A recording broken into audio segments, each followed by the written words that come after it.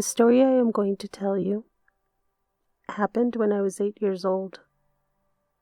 My stepfather moved us to a beautiful red brick house in the east side of El Paso, Texas. The first thing I liked about this house was the backyard was connected to a high school football field. This football field was divided by a 4-foot rock wall on our side of the property and a about 20-foot tall chain link fence on the school side of the property. I picked my room towards the front left corner of the house. I had a big closet with 2 white painted bifold paneled doors. The backyard porch had a roof held up by metal S-shaped columns that my brother and I realized we could climb. A few weeks went by, and when a football game was playing, our stepfather gave us permission to climb the columns to the roof to watch the game. That night I went to sleep as usual, but I was startled awake by what felt like someone lifting me by my armpits and setting me down on the ground with my feet firm on the floor. I opened my eyes and was facing the backyard wall. I looked behind me, and my stepfather, with his hand still under my armpits, slowly stepped back when he made sure I did not fall over. I looked beside him as this dark figure came into focus. My mother. She said my name out loud, and my stepfather told her not to wake me up. She did not listen and asked what I was doing, climbing the roof. I was awake now and terrified. I did not know at that age what sleepwalking was, and I did not know why they did not think to explain it to me. I, awake and afraid now, walked into the house into my room without talking to them. I thought this was the first time I sleepwalked, but to try and get the story right, I recently asked my mother when she thinks it began. My mother told me they don't know exactly when, but she remembers the first time she noticed I did this. She said it was a few days after we moved into the house, before they caught me climbing to the roof. It was a very early morning, and she went to wake me up for school. She said I was not in bed, and she frantically went to my stepfather so he could help her find me. When they made it into the living room, they could see a window was opened and missing the screen. They looked outside the window to find me standing on the sidewalk, facing the street motionless. She said that then, slowly, I looked to the left and then slowly to my right. They waited to see what I was doing, and within a few minutes, I made my way back to the window, climbed back in with a dazed look on my face, my eyes almost closed, and without acknowledging them, I went to my bedroom and I got back in bed. For the next weeks after I was found attempting to climb the columns, I found myself waking up standing in different parts of the house, alone with the lights off. A few times I was startled, awake. For the first few seconds, a woman inaudibly scolding me, until my eyes and hearing would come back to focus, and I could see it was my mother, frustrated, demanding I go back to bed.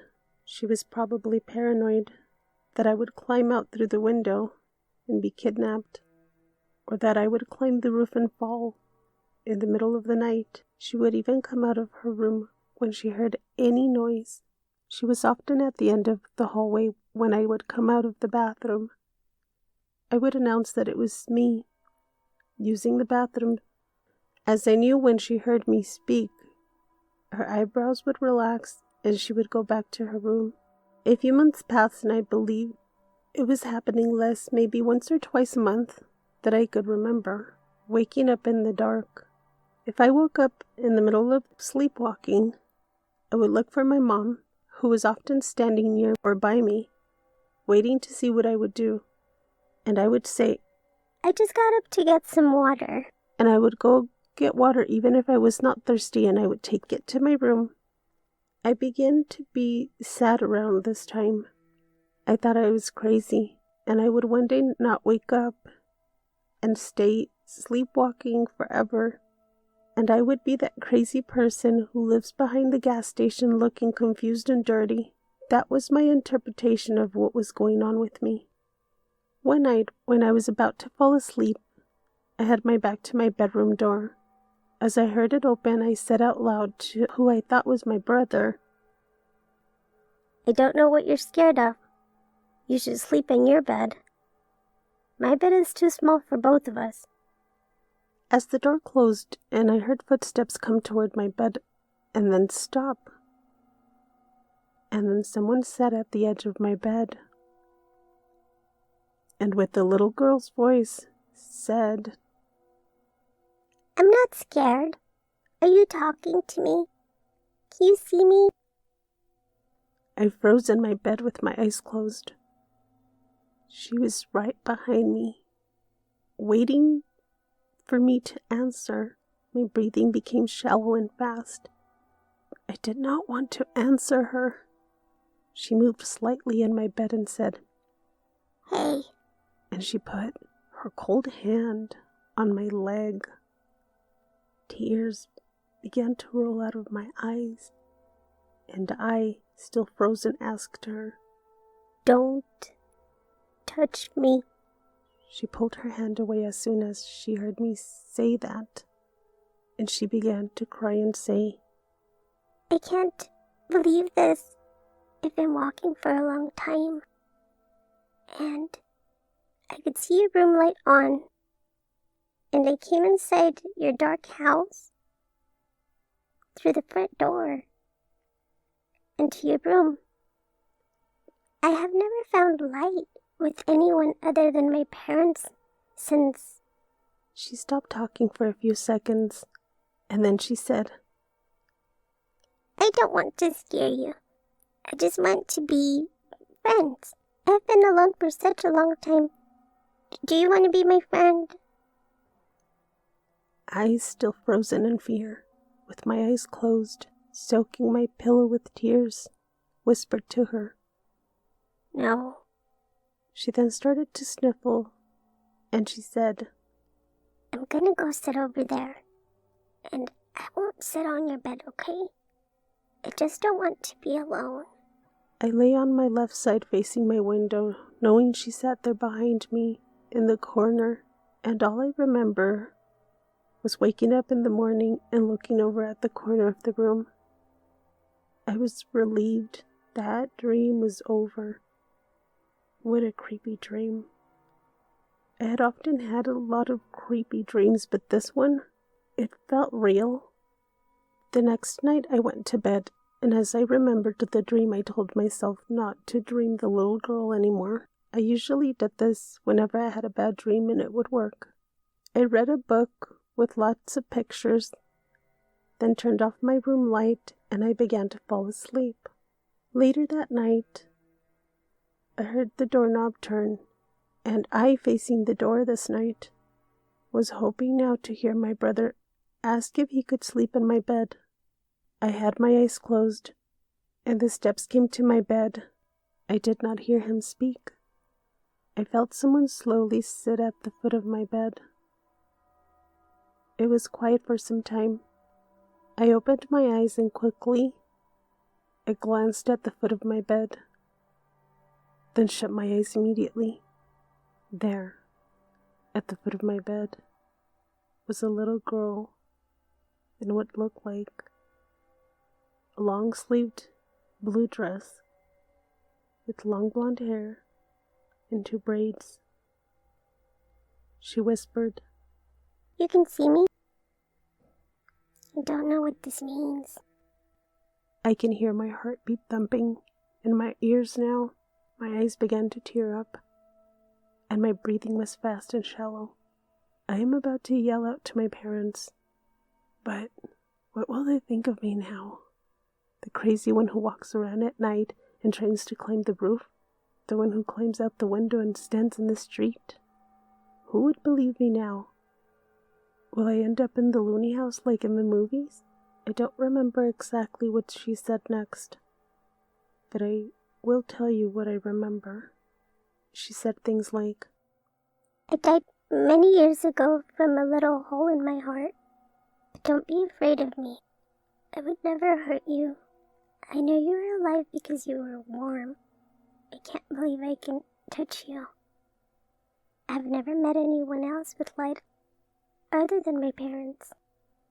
That's how I used to find them. Now their light goes out, and I am in the dark with all the shadows. Some shadows are people who have died like me, and some shadows are other people who can hear me, but I can't touch them, and they can't touch me, and I can't make out what they're saying most of the time.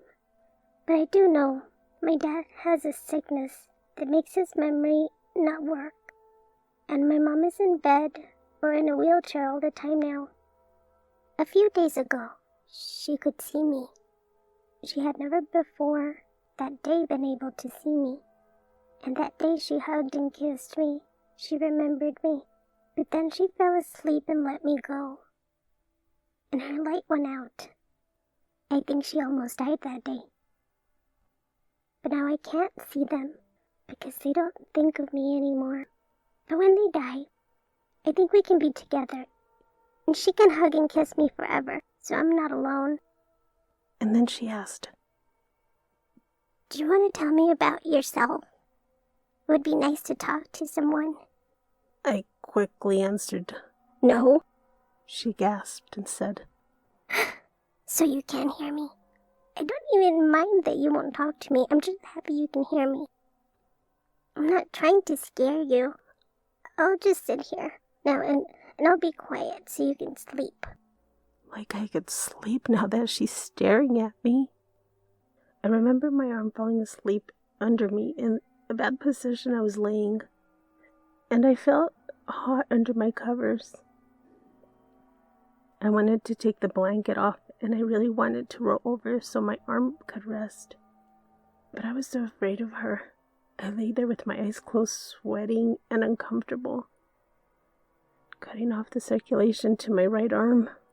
Finally, when I was filled with anxiety from how uncomfortable I was, I quickly rolled over to my left side, pulling the sheets over my ears. I was even hotter now, under the covers. But this was now tolerable. I could sweat under the covers now that my arm was no longer pinned under me. At some point, I fell asleep.